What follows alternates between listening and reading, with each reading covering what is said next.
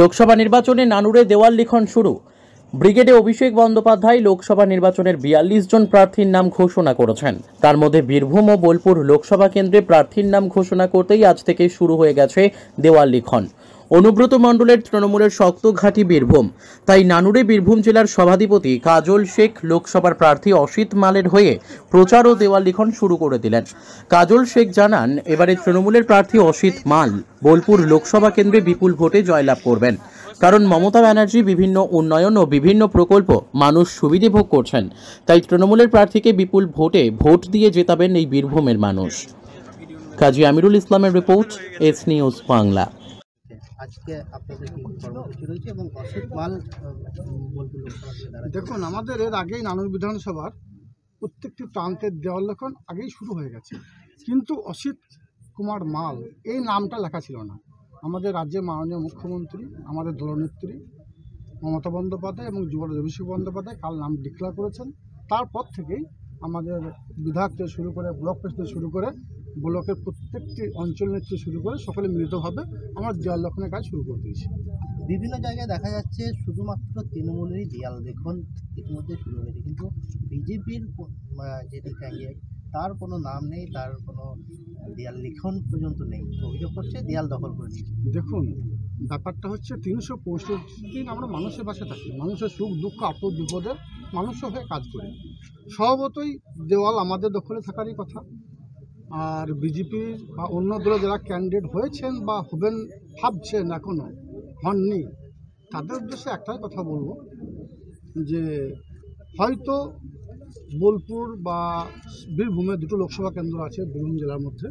এই দুটো লোকসভা কেন্দ্রের যতগুলো বুথ আছে, প্রত্যেকটি বুথের যদি আপনারা বুথ এজেন্ট দিতে পারেন তাহলে রাজনীতি করা ছেড়ে দেবেন।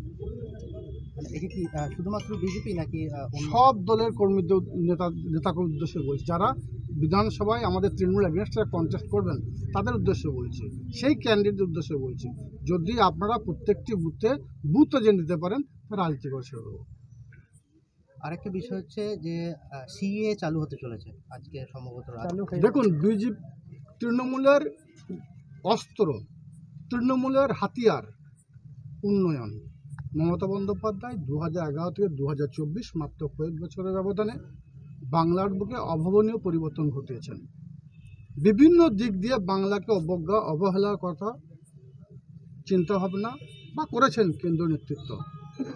ওদের হাতিয়ার একটাই সিএ, ওদের হাতিয়ার একটাই এনআরসি, ওদের হাতিয়ার একটাই, সেটা হচ্ছে সিবিআই, ইডি, এই ধরনের সংস্থাকে দিয়ে, কেন্দ্রীয় সংস্থাকে দিয়ে মানুষকে বিভ্রান্ত করা, মানুষকে ভুল পথে পরিচালিত করা। কিন্তু বাংলার মানুষ, সোনার বাংলার মাননীয় মুখ্যমন্ত্রী, মানবিক মুখ্যমন্ত্রী মমতা বন্দ্যোপাধ্যায়ের সঙ্গে ছিল, আছে এবং আগামী দিনেও থাকবে। বাংলার বুকে যে 42টা আসন আছে, 42 আসনে জোড়া ফুল ফুটবে, বিরোধীদের জামানা বাজাতে হবে। একটা বিষয় এইটির কথা বলছেন, কিন্তু বেছে বেছে তো আপনাদের যারা নেতা মন্ত্রী রয়েছে তারাই কিন্তু জেলে করছে। এটাই তো আপনার কাছে প্রশ্ন। যদি করাপ্টেড আমাদের দলের নেতা মন্ত্রীরা হয়ে থাকে, তোর খাতে মেনে নিলাম, তাহলে মহামান্য আদালত কেন এখনো পর্যন্ত তাদেরকে দোষী সাব্যস্ত করতে পারলো না? আমাদের বীরভূম জেলার অভিভাবক, বীরভূম জেলার উন্নয়নের কাণ্ডারি, আমাদের রাজনৈতিক গুরু কেষ্টমণ্ডলকে দীর্ঘদিন ধরে জেলে আবদ্ধ রাখা হয়েছে, এখনো পর্যন্ত কেন দোষী প্রমাণিত করা হলো না? মিথ্যা মামলায় আবদ্ধ রেখে রাজনৈতিক ময়দানে জয় করা যায় না। মানুষ নিজের ভোট, নিজের অধিকার ভোট বাক্সে প্রতিফলিত ৩০ গ্রাম পঞ্চায়েত নির্বাচনে করেছে। যদি বীরভূম জেলার কথা বলি, ১৬৭টি গ্রাম পঞ্চায়েতের মধ্যে ১৬১টি গ্রাম পঞ্চায়েত তৃণমূল কংগ্রেসের ঝুলিতে পড়েছে। ৫২টা জেলা পরিষদের মধ্যে ৫১টা জেলা পরিষদ মমতা বন্দ্যোপাধ্যায় জোড়া ফুল ফুটেছে, এবং ১৯টা পঞ্চায়েত সমিতি আছে, ১৯টা পঞ্চায়েত সমিতি তৃণমূলের জোড়া ফুল ফুটেছে। সুতরাং সামনে যে লোকসভা নির্বাচন, আপনারা গণনা কেন্দ্রে মিলিয়ে নেবেন, দুটো লোকসভা নির্বাচনেই তৃণমূল কংগ্রেসের জনজোয়ার হবে, তৃণমূল কংগ্রেসের জোড়াফুলি ফুটবে, এবং বেশ কয়েক লক্ষ ভোটের ব্যবধানে তৃণমূল কংগ্রেসের মনোনীত প্রার্থীরা জয়যুক্ত হবে। অনুব্রত ছাড়া এই প্রথম লোকসভা নির্বাচন বীরভূমে কোথাও কি চাপ হবে বলে মনে করি? বীরভূম জেলার বর্তমানে দায়িত্বে আছেন আমাদের স্বয়ং দলনেত্রী মমতা বন্দ্যোপাধ্যায় নিজে। স্বভাবতই তিনি সব সময়ের জন্য আমাদের অভিভাবকের মতো আমাদেরকে নির্দেশ দিচ্ছেন।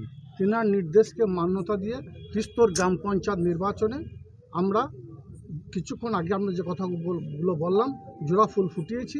আবার দুটো লোকসভা কেন্দ্রেই আমাদের একটা শতাব্দী রয় আর একটা অসীম মাল বিপুল ভোটে জয়যুক্ত হবে।